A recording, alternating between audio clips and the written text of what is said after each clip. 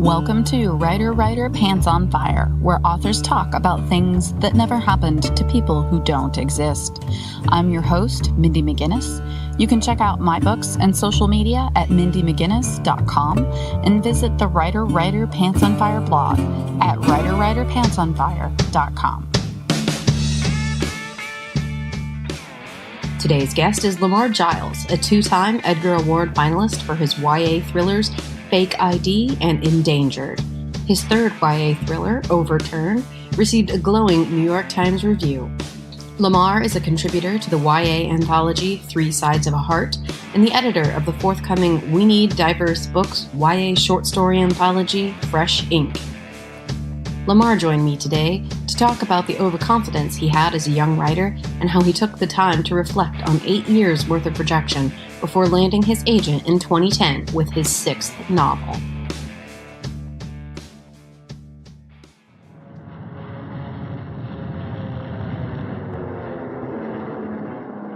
Nothing But Sky by Amy Trueblood. 18-year-old wing walker Grace will do anything to get to the 1922 World Aviation Expo, even if it means risking her life every day. A thrilling YA historical Publishers Weekly calls a post-World War I epoch with visceral period detail, available in stores now.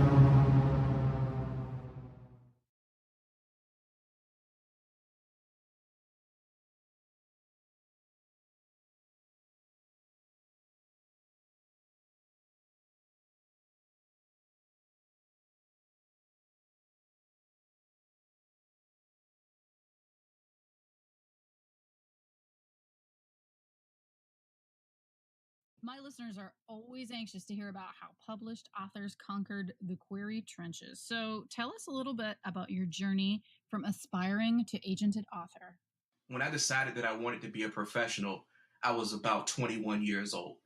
I started to complete more work, and I learned that you could send letters to editors to sell shorter things, but in order to sell a novel, if you wanted like a traditional deal, you needed an agent.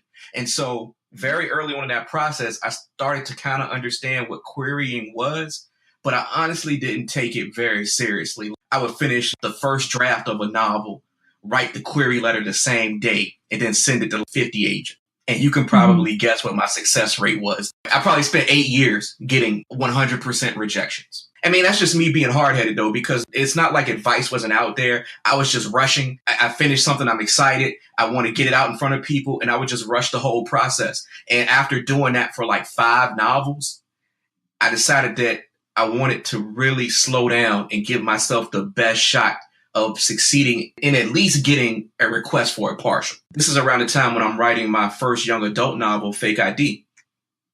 And so at that point, too, a couple of things have happened. I've been writing novels for 8 years, so I've gotten better at it. Fake ID is probably the first really sellable thing that I had. I recognized that there was something there.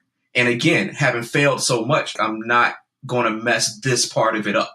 So I ended up finishing a polished third draft of Fake ID in November of 2009. I'd learned enough about publishing at that point to know that people in publishing pretty much take off 2 months out of the year, which is August and December. So I'm going into December. I know everyone's going to be off, so there's absolutely no need to rush. The thing I'm going to do different this time is spend the entire month working on this letter the same way I would a short story or a novel. And so for the month of December, I just tweaked that letter over and over again. I did 14 drafts of my query letter for Fake ID. I'm rereading it. I'm removing a word here, adding a sentence there. I'm comparing it to the cover copy on books that I enjoy. And I'm trying to get it to be just a super tight sales letter. And at the same time, when I'm not working on it, I'm researching agents because I'm not going to do the 50 agents at once thing. I'm laser focused on a group of 20, 25 agents. And I've got them divided up into categories, which is dream agents, agents that I'd be perfectly happy to work with. And then I had agents that were newer and I didn't know much about. I divided them up into silos and decided when I send this letter out in January, I'm just going to go to 10. I'm going to go to 3 from the A column, 3 from the B column, 4 from the C column. If I get 100% rejected like I have in the past, I know something's wrong with my letter. Sent those letters out on January of 2010. Within a day, I had the first request for a full. And by the end of the month, 7 of those agents had asked for my full manuscript. But here's the next part of that story. By March, all of them had rejected me. Here's what I learned. I knew my letter was solid. I didn't have to work on that anymore. But I took the feedback that I got from all those agents reading my full, and I revised the manuscript. It took about 3 weeks. It wasn't heavy revision, but it was a major plot point that got reworked. And so I went back, and I still have my list. Now I'm going to go to 5 agents. I know my letter's fine. If they ask for the full and nobody offers me representation, I still have more work to do. Out of those 5 agents, 3 of them asked for a full, and all 3 offered representation. That's amazing. So can you walk us through then how you decide which of the 3 that offer? This information is probably out there for people who don't know. You should talk to the agents. When people offer you representation, you should talk to them before you agree to work with them, and just feel if there's someone who has a similar mindset, goal, or vibe as you. Out of these 3 agents, all of them were great, but it just so happened that there was one agent that I felt we vibed well. She felt fairly confident that she could sell my manuscript, and she was from my dream column. And so that ended up being my agent, Jamie Weiss-Chilton, who I've been with for 8 years now. When you have that conversation on the phone, when you have more than one agent offering representation, it is exciting and stressful. It's very stressful to have to decide. It is difficult to make a career decision like that. At the same time, there is a relationship there that goes beyond the business aspect where your personalities have to mesh, and you can tell.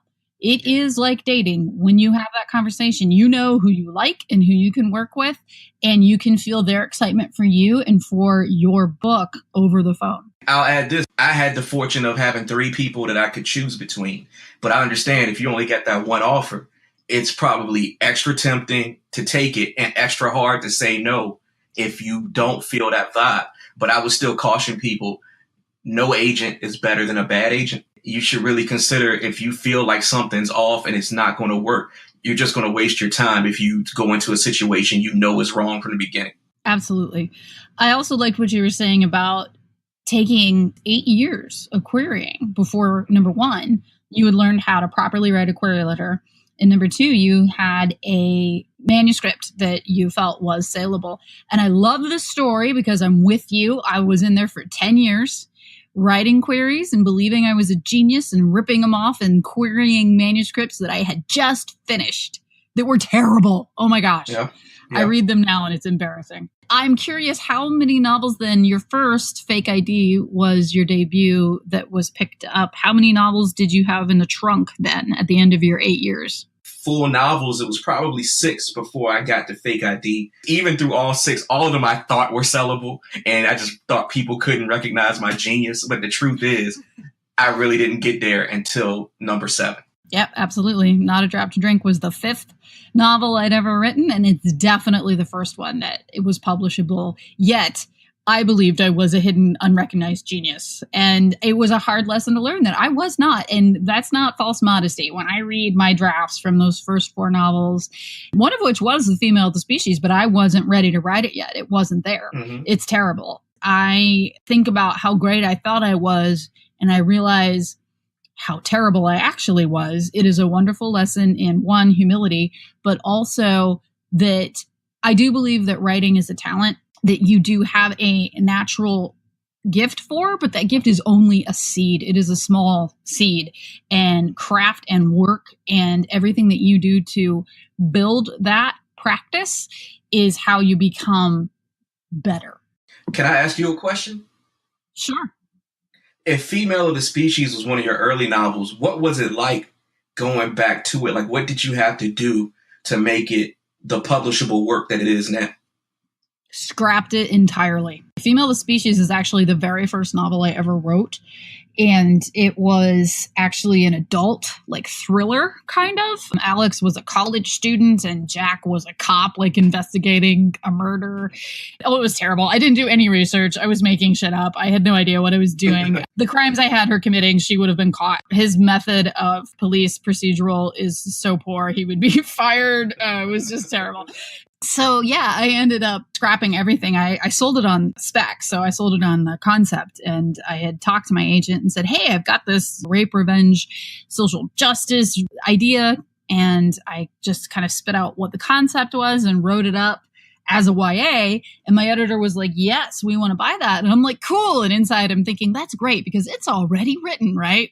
And I just have to age them down. Oh my God. And then I go open it up and I didn't even read the whole thing. I only read about half of it. And I was like, dude, this is shit. Like there is nothing here you can use. So the only thing that manuscript has in common with the printed version of the Finalist Species is the title and 2 characters' names. And that is literally all. Wow, that's amazing. But good for you for recognizing that you had to start from scratch. Coming up, diversity in publishing and how genre writing can be looked down upon. Flash fiction and nonfiction stories are highly sought after by editors in an array of publications.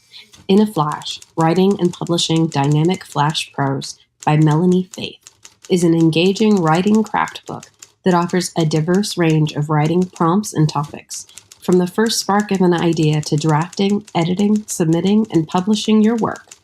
Filled with real-world advice for every step of your writing practice, this book is the perfect companion for writers, workshops, and classrooms. In a Flash, Writing and Publishing Dynamic Flash Prose by Melanie Faith. You're a founding member of We Need Diverse Books, as well as the editor of the upcoming anthology Fresh Ink, which is a We Need Diverse Books anthology featuring diverse authors. So do you think that strides are being made toward making the publishing industry more diverse? And in that, I mean both in that we're seeing authors of color get attention and deals and exposure, but also within the industry, which is something I think is important to see agents, to see editors, to see professionals of color established within the industry. Where do you think we're at on those 2 fields? I think we still have a long way to go. And I don't mean that to sound negative. I think there has been progress, but I don't think it was ever a thing that was going to 180 within the 4 years that We Need Diverse Books has been around, because it hadn't done that in the decades prior to all the other people who have fought for the very same thing. I think we have been fortunate in the support we've received. You can see even in like the Times list, how it's vastly different now, the representation, than what you might have seen 5 years ago. I'm not saying that's We Need Diverse Books doing. The concerted industry effort to put more diverse voices into the world is yielding some results. That being said, I think we're still years away from seeing total widespread change. And I don't know if we'll ever get to equality per se. I don't know if you can really measure it in there's 25% of this and 25% of that. But I think you're starting to see more of the gatekeepers also be own voices, diverse agents, editors, marketing people. The people who can make the decision to get more diverse things published are moving up the ranks. We Need Diverse Books actually has an internship program where when publishers or agencies offer people paid internships during the summer, we help subsidize their living expenses so that they can be a bit more comfortable as they're trying to work their way into big publishing. And a lot of our interns have gotten full-time jobs in the industry. And so those will be people who a decade from now, if they stay in the industry, will be the new gatekeepers and decision makers to help make some of that change come about. So we're getting there. It was always going to be slow, and we're seeing those slow results pick up a bit. One of the conversations that I had recently with a writer of color, and I thought it was a great point, was that aspiring authors of color need to be aware when they are getting attention from agents for own voices manuscripts, that the agent is actually in it for them and for this manuscript and not for the trend, not trying to make a sale because this is what's hot. So any idea on how writers can defend themselves or be on the lookout for that kind of action when they are querying? Oh, wow. For one, that's a great point. And I hadn't even thought about it. I think that's probably what happens with me not being in the query trenches for the last 8 years. I never even considered that there could be sort of predatory practices when it comes to people, own voices, authors trying to find representation. I think it comes down to that phone call and that interview when you get that offer. I don't know exactly what questions you'd ask, but maybe it needs to be along the lines of, why do you find my manuscript appealing? What are your feelings on Voices, diverse books? Is this something you were aware of prior to, say, 2014? If not, why? Also, if not, why now? Maybe those are the things you could ask. I don't feel like any agent who is not unscrupulous would have a problem answering that. No, I think those are good questions. It also comes down to what we talked about before. You got to use your gut when talking to people and thinking about if you're going to make that jump and become partners with them, because that's also how I look at it. Your agent is your business partner. You're not going to enter into any business partnership lightly, in this one in particular. You are a 2-time Edgar Award nominee for your titles Fake ID and Endangered. Do you find that award nominations give you a boost in readership or sales, or is the benefit mostly in the recognition? I'm going to bounce this question back to you in a moment, too, and you'll know why in a second. Fair enough. But I think more so recognition. I don't know that it makes a huge difference in sales or readership. I've seen the sales numbers for Fake ID and Endangered, which were both Edgar nominated. Fake ID's done significantly better than Endangered. So I don't see that there was necessarily a boost there. But I think the recognition and the validation that comes with the nomination has been helpful in some regard, particularly, I think, in getting other jobs. If you count the Fresh Ink editorial job, I now have worked with 4 of the major publishers in New York. And I think some of that has come from the fact that those Edgar nominations came, and they came in back-to-back years. First of all, it's incredibly humbling to have that particular nomination because it's coming from the other writers that do what we do. But to your question, Mindy, I'm curious, have you seen a big change because you actually won it in 2016? I did win, and no. No change. I do think, though, as you were saying, that those awards in the industry, they matter. In the industry, people know what they mean, and people know that it's a nod to your craft.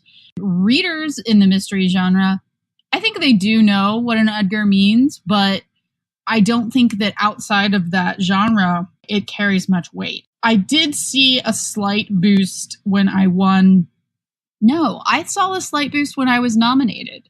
When they did the release, these are the nominated titles. And by slight, I do mean slight. So after winning, no, I did not see that boost. It was a good lesson. We're always learning in publishing. I don't know that we'll ever know what makes a New York Times bestseller, but it's not an award.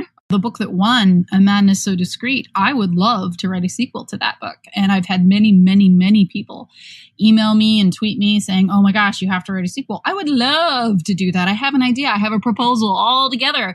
It has not sold well enough to greenlight a sequel, even though it won the Edgar Award. So again, I do absolutely treasure that award. I love it. It gave me a confidence boost.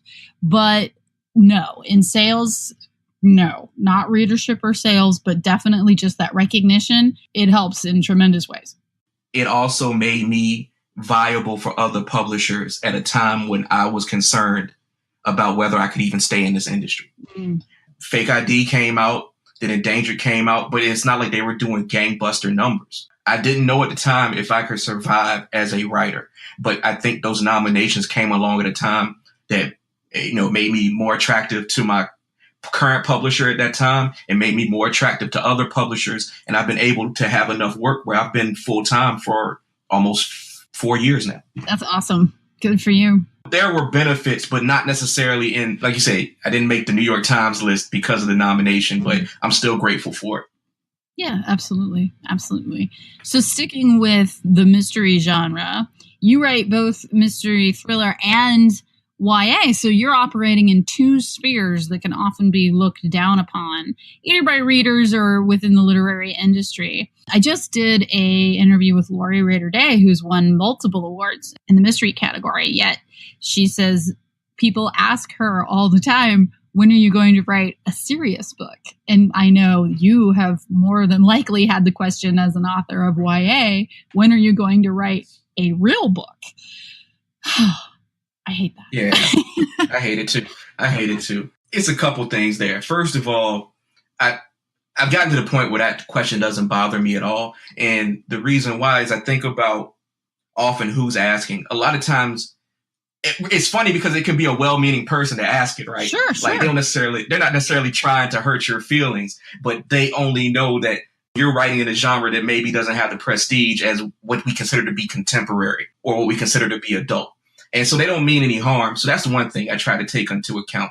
The other thing is I just have a lot of respect for the readers who have supported me. And so it doesn't matter to me that some people look down on it.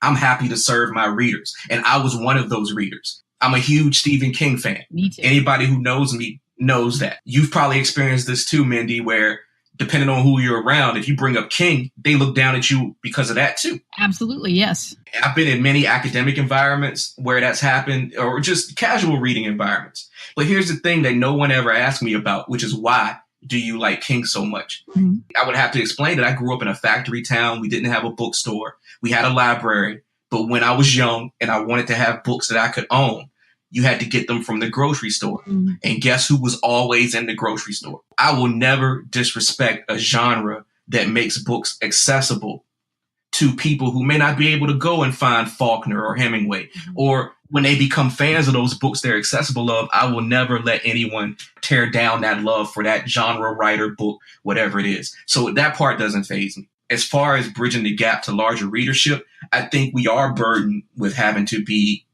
a consistent producer of product. The way you keep your readership up or grow it is that you kind of have to go book a year or average book a year. I know you debuted in like 2013. I debuted in 14. I have 3 out, but I'm going to have 3 out in the next 2 years. And I have projects in development. So the average will be about the same. I think we have to do that in order to maintain our readership. Yes, we do. I agree. And it is a tremendous pressure. As hard as it is, and I know you know how hard it is, it's still the best job I've ever had. Absolutely. Yes. I have a post on the blog about the ever-moving bar of success in publishing. Went to a signing this weekend where some friends of mine were signing, and I had to get out of the house, had to get out from behind the laptop.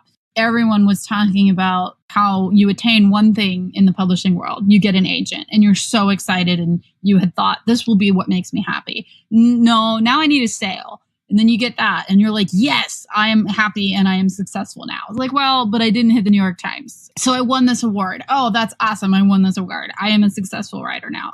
But the sales aren't that great. And it never stops. And you do have to just be able to say, I write for a living. And that is amazing. Yes, absolutely agree 100%. You can control your effort. That's about it. That's okay because, again, this is still better than situations I've been in as a working adult where I could control more than my effort and I still wasn't happy. We have great jobs. Of course, you could always want more, but that's human. Absolutely. Absolutely. And it's not only true of your employment, whatever it may be. You buy that car you always wanted, and then you're like, but I wish it had leather seats instead. It doesn't matter. There's always something that you want that you don't have. It's a little more philosophical than I usually go on the podcast, but I had a conversation the other day with someone. We were talking about happiness, and I'm not sure that people absolutely understand the concept of happiness, and I don't think anyone ever thinks about being content. My aim would be contentment, not happiness, because I feel like happiness should be fleeting or else it's not happiness. That's pretty deep, Mindy. Thanks, you got philosophical on the podcast. Go. We're going to drop that and go back to Stephen King. I love your point, and I agree with you. I actually had a professor in college who was a professor of Gothic literature, and she said that Stephen King was the most underrated author of our time. And everyone kind of laughed at her and they're like, underrated. He's the only author that all of us could name that we've all read at least one book. And she's like, yeah, critics would not agree with you. Like underrated in the sense that he doesn't get respect as far as his craft. And that really is bullshit because that man can write, and the character development and the plot and the pacing, like he does everything right. I don't care about genre.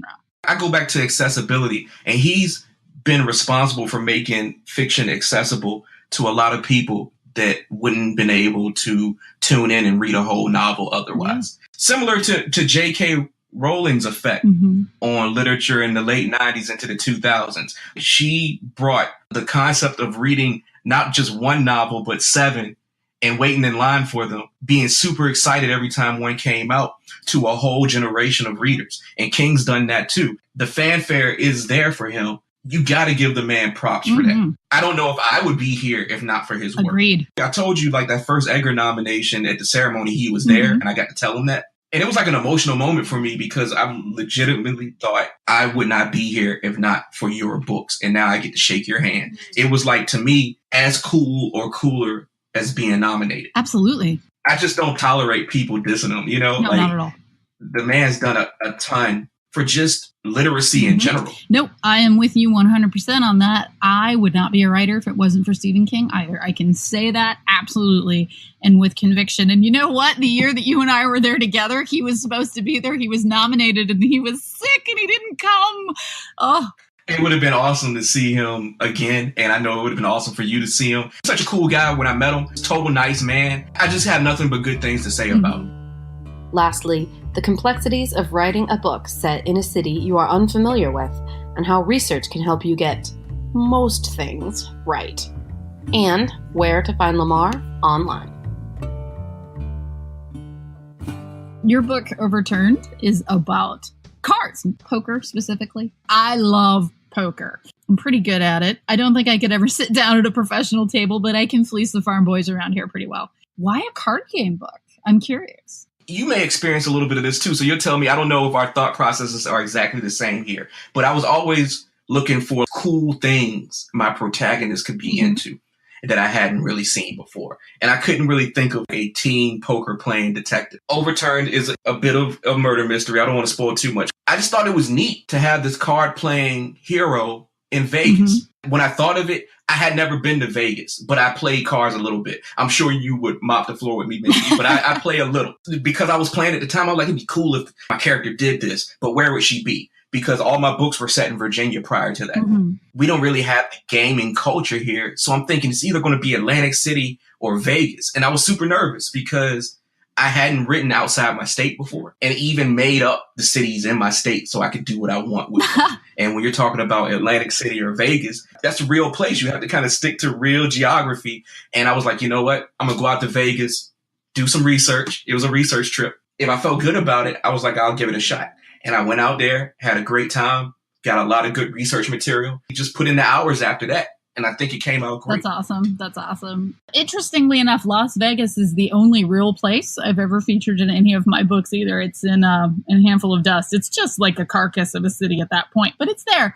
But I'm with you. I don't like to write real locations because I worry very much about being corrected. Yes, and I was super nervous. I just so happened to have gotten a great guide. The person I connected with, he was so connected to the city. He'd grown up there. And he was able to really take me around. And I'm talking like 3 days. I took 1,000 pictures, had like 12 hours of video, 15 hours of audio interviews. And I took all that home and sort of had to sort through it to see what I could use. Just that trip alone is what makes the real locations in the book sing. If I got it wrong, it's totally my fault. But if it's right, it's because of my guide in that trip. Yeah, that's real research right there. But, you know, I was so glad to do it, Mindy, because now I feel like I could write about any city by following the same sort of process. Yeah, definitely. That's super cool. I am jealous of your confidence of executing a city. Oh, I mean, I'll backtrack a little bit because I still would be super nervous, but I think I found shortcuts to get the right information. You've got your process down. People love to correct you. And you're never going to get everything right. You're just not. Just being corrected is part of the game. You'll probably find this amusing being that you actually played a game. I actually got corrected on the poker in the book. Ooh. No one ever corrected me on anything about Vegas, but 2 areas in the course of trying to make the plot work and make the emotional stuff happen the way I needed to, I messed up 2 of the games in the book. And I had to go back and try to fix them. It was one of those things where you're trying to fix a couple of things and you're also going through copy edits. I missed something and I had to go in and try to fix 2 games before we printed. Yeah.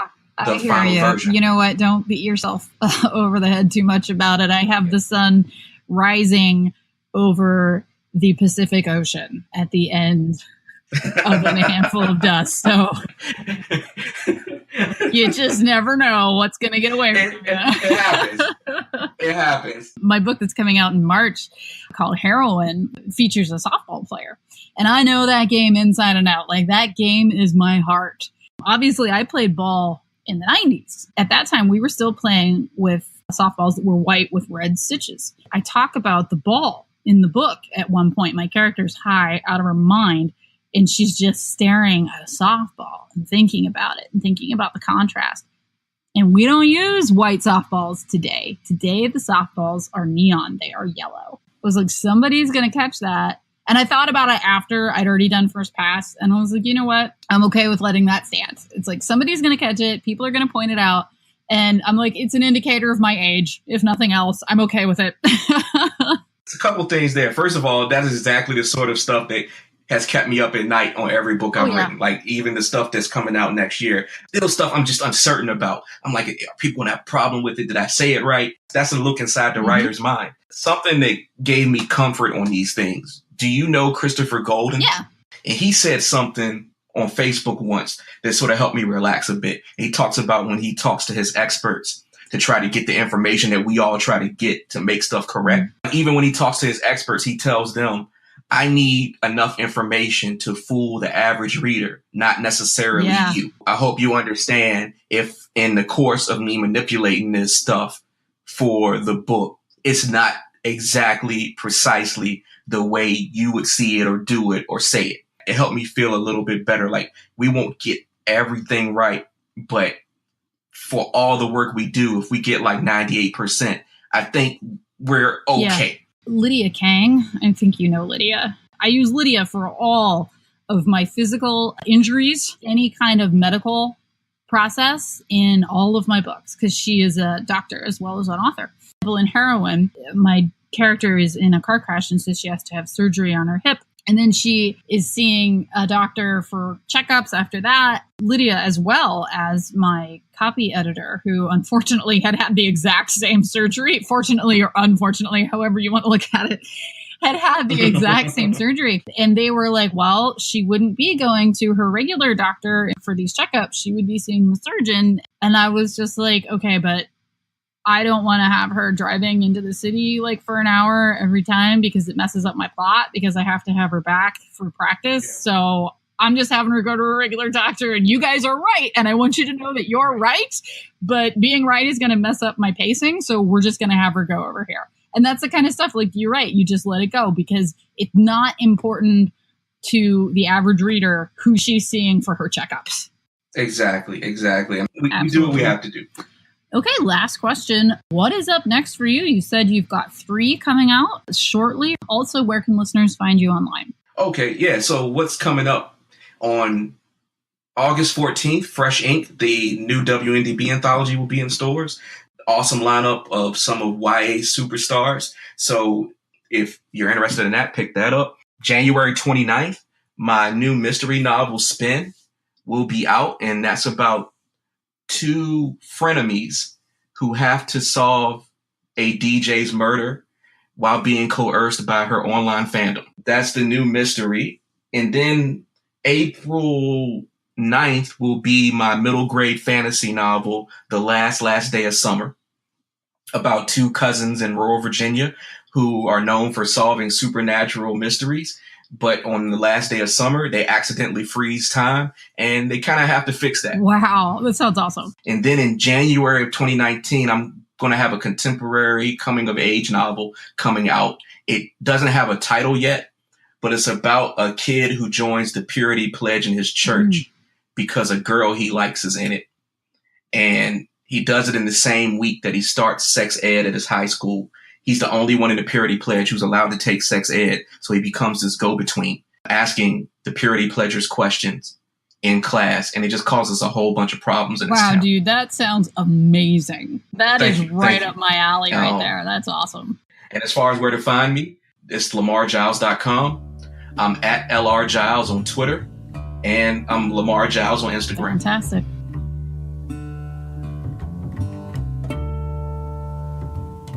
Writer Pants on Fire is produced by Mindy McGinnis. Music by Jack Corbel. If you find the podcast or blog helpful, please consider making a donation by visiting gofundme.com and searching for Writer Pants on Fire. Or visit the blog by going to writerpantsonfire.blogspot.com. Click on the podcast tab and then the PayPal button. I'm your host, Mindy McGinnis. Join me next week for another episode of Writer Pants on Fire, where writers talk about things that never happened to people that don't exist.